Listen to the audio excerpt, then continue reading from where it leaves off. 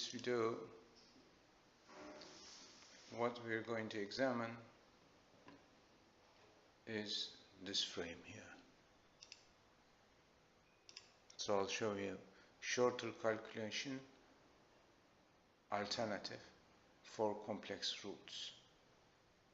In the mathematical solution, that is the classical calculation for the complex roots, calculation of the k parameters. In here we are saying that we are going to find the alternative to that calculation here. That's going to be a shorter and it's going to be a more realistic one. So I will explain this frame to you in this video. How we came here, go to the beginning. So we are talking about second order circuits, and mathematical model is the state equation.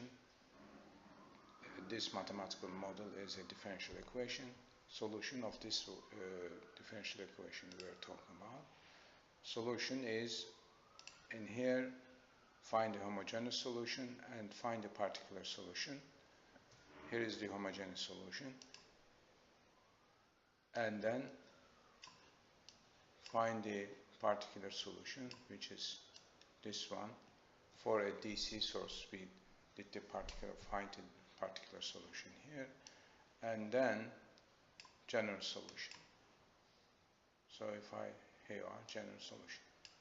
So in this general solution now, we are saying how we are going to calculate these k parameters.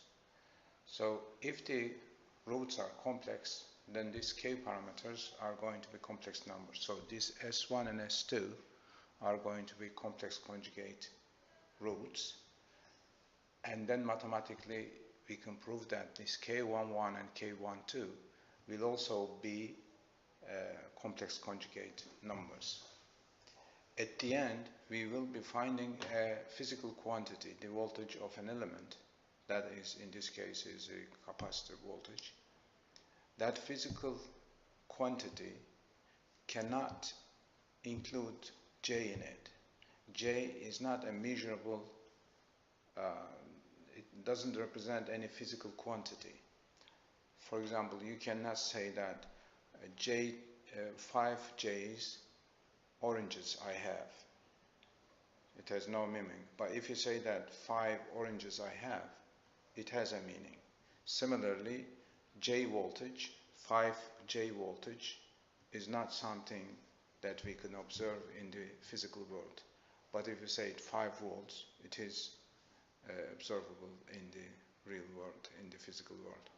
What I am saying, although there are some complex numbers within this expansion here, within this formula here, at the end these complex numbers are going to disappear. Only non-J included formula we are going to end up with. So that is the question. So if we do it step by step by using the classical method, which is explained here, we will be finding this complex number and get rid of all these complex number at the end. Now we are saying, is there any way to get rid of this complex number and find directly the final values? So I'll show you here.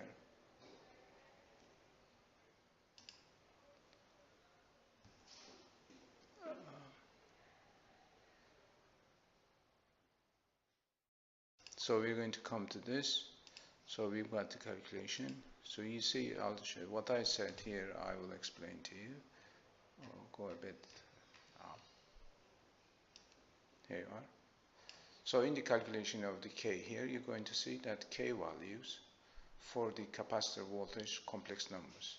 S1 and S2 are also complex numbers. If you do the calculation, you end up with a formula here for the capacitor voltage. In this formula, we don't have any J at all. So that is the final case.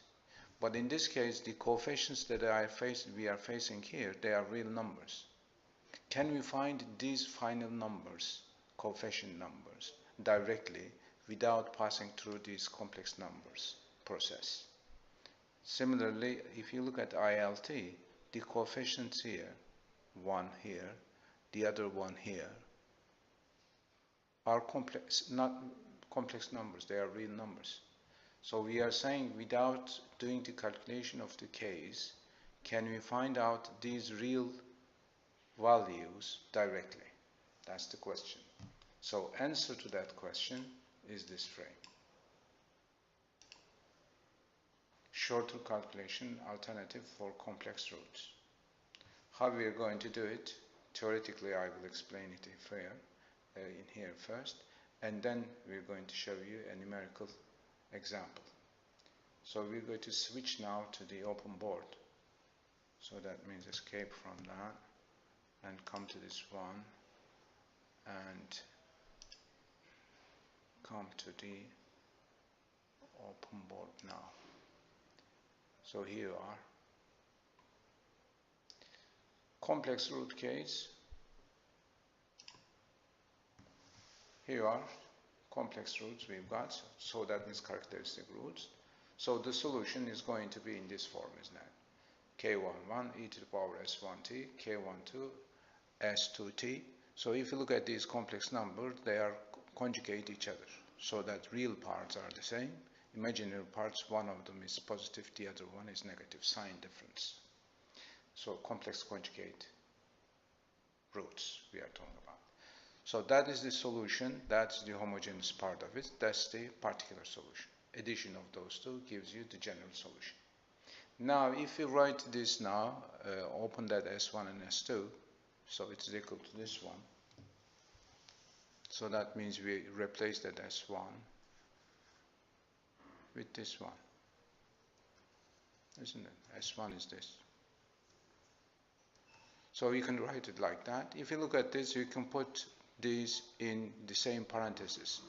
E to the power alpha t is common in both of these. So put it e to the power alpha t parentheses. Then inside we're going to get this. How we found that? It is easy. So if you consider this, maybe make it a bit different color. This is e to the power j beta t is equal cos beta t plus j sin beta t. This is called Euler formula. Euler formula. We know it from mathematics. So if you do this for e to the power j beta t and for e to the power minus g beta t, you're going to end up with this.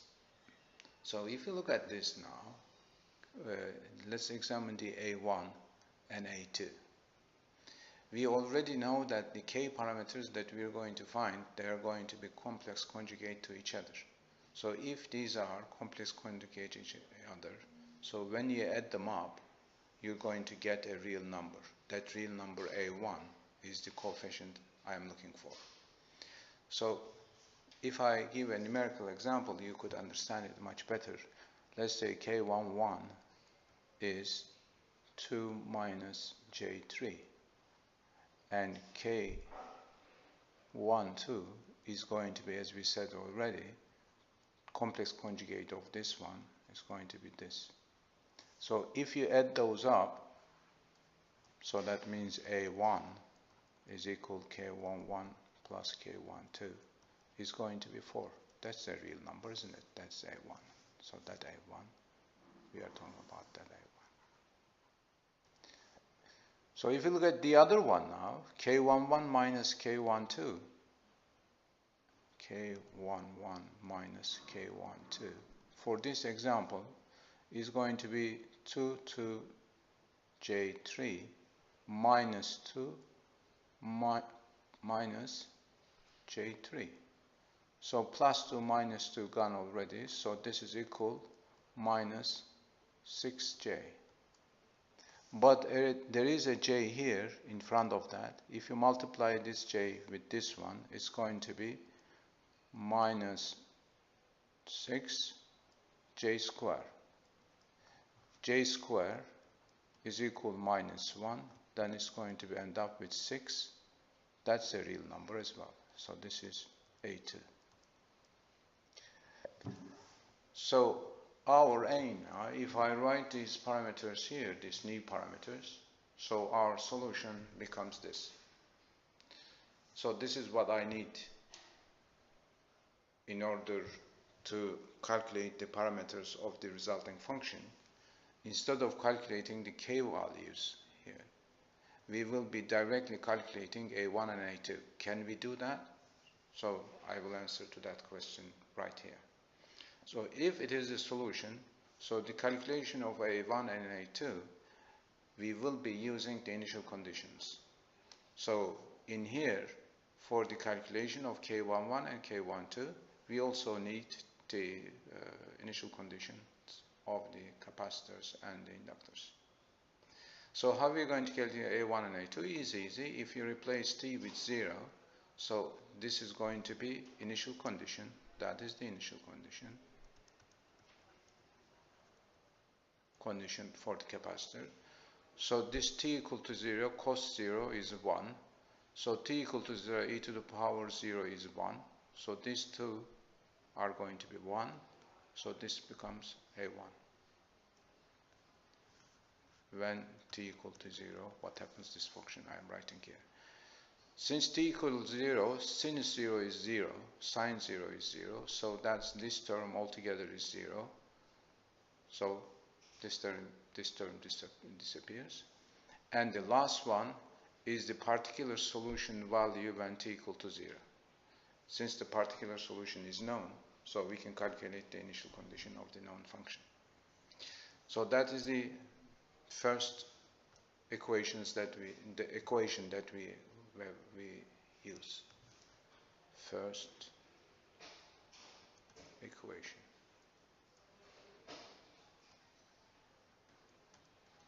So I need to calculate two parameters here. So I need another equation which includes A1 and A2 in it. How I'm going to find it? As we did it for the k cases, I'm going to get the derivative of this function. So if you take the derivative of this function, you end up with this result. So how you're going to pay attention here while you are taking the derivative of this function, you're going to see here, this is the product of two terms. So you're going to find one of these functions derivative, multiplied it with this one, and then take the derivative of this function, multiplied e to the power alpha t. So if you do operation, you end up with this result. So if you look at this result now, we are going to replace it once again, t equal to 0. That is dvc over dt equal to this one. So I am saying if you put t equal to 0, so the left hand side is going to be the derivative function's initial condition, and this term here is a1. When t equal to 0, this becomes 1. This cosine becomes 1, so it becomes alpha a1. So this term, when t equal to 0, is going to be equal to this. This term is going to disappear because when t equal to 0, sine 0 is 0, so this term gone. This term also gone because of the sine. So this is going to be in there, and cos t equal to 0, cosine 0 is 1, so that's going to be beta times a2, beta times a2, and the derivative of the particular solution when t equal to 0 is the result. So we know the particular solution, then we can calculate the derivative of it and replace t with 0. We get a value. That's that value. A1 and A2, these are the parameters that we are going to calculate. Alpha and beta, what they are, I'll show you here. That alpha is the characteristic root, real part. That is alpha. And that is beta, characteristic root, imaginary part. So that means that can be calculated. So that is the second equation, equation. So what we are saying, one equation here, second equation here, then we can calculate A1 and A2. Two unknowns, two equations. So let's come now that one. That is the resulting thing. So these two equations, we are going to calculate A1 and A2. But this is only related for the capacitor. That is the capacitor voltage change. After we calculated A1 and 2, that means we found the coefficient here. This coefficient now are the coefficients which are real numbers, not like the K complex numbers. So we have found directly the real numbers in our resulting equation, resulting solution. Similar thing will be used for the inductor current, because we've got two state variables, second order circuit, two state variables. So we're going to repeat the same thing for the inductor current. So for the inductor current, our parameters are going to be B1 and B2. And similarly, we're going to calculate B1 and B2 by using the initial conditions of the inductor's initial condition and the derivative, inductor current derivative initial condition. Two equations, two unknown, calculate B1 and B2. This is the resulting solution function for the inductor. This is wrong actually. This should have been ILT. So inductor. So that is the theoretical conclusion. So once again, this alpha and beta are the characteristic roots, real part and the imaginary part, and this B1 and B2 are the parameters that we will be calculating. So let's show you a numerical example now. So numerical example, if you choose these element values, this is a DC source, current source, and that is the initial condition for the capacitor, and that is the initial condition for the inductor. So if you choose these parameters, our characteristic roots are going to be equal to this. So these are complex numbers. So for these complex numbers, so that should be an equal here. These complex numbers, so that is the general solution. From the general solution, I will be calculating this case, but I am not going to calculate the case. I am going to replace this with the A's and B's. But I need, in order to calculate the A and B's, I need also the derivative initial conditions in my mathematical model. Numerical one is this. If we replace with t equal to 0, left hand side and right hand side, left hand side and the right hand side. Left hand side, we're going to say the derivatives initial conditions. So we know this A matrix, multiply the initial conditions of the capacitor and the inductors, plus this initial condition value when t equal to 0. Particular solution value when t equal to 0. So at the end, we found now capacitor voltage derivative initial condition is equal to this, and inductor current initial condition, current derivative initial condition is equal to 0. So altogether, you could say that you've got the initial conditions of those two initial conditions and derivative initial conditions. So we calculate 4 initial conditions here, and the unknowns are 4. So if we transfer it now, this is already been known already. Now what we are going to apply is going to be different after that. So we already showed that capacitor voltage in terms of the real parameters is going to be like that. These are the formulas that we already found. If we replace the numerical values, we are going to get one equation here and the second equation here. Okay, so this is the one that we calculated here. That is the one. So I'll make it red color.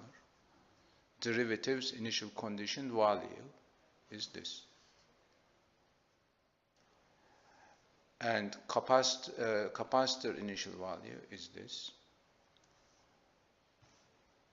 Alpha is this. Alpha.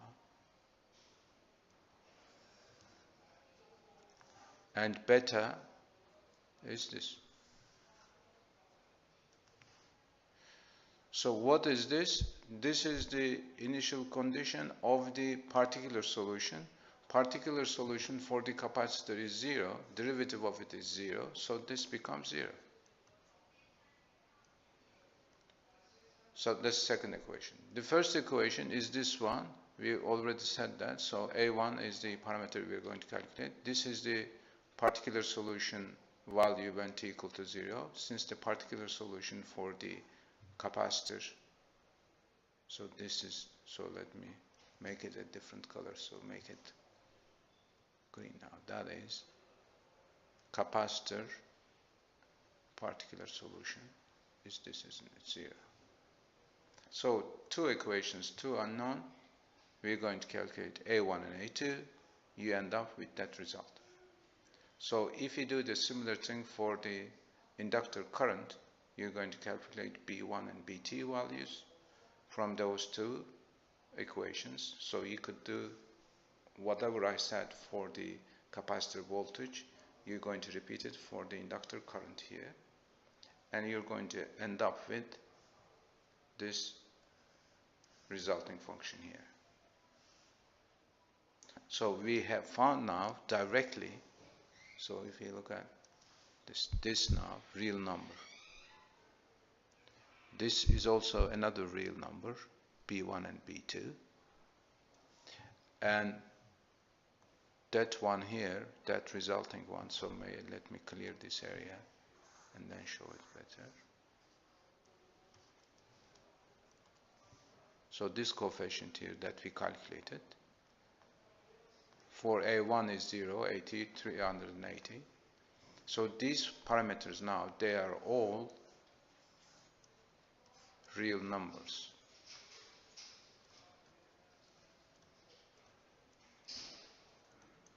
What does this mean? In the calculation of this case, we were going to use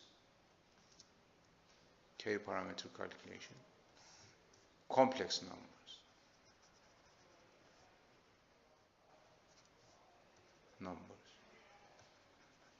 Now we are saying we do not need to calculate these complex numbers. At the end, we know that this complex number is going to disappear because of this S1 and S2 complex conjugate. So K11 and K12 is also complex conjugate. We end up with no J in it formula. So we have found that formula directly here. That is what I wanted to teach you in this frame. So that's the end of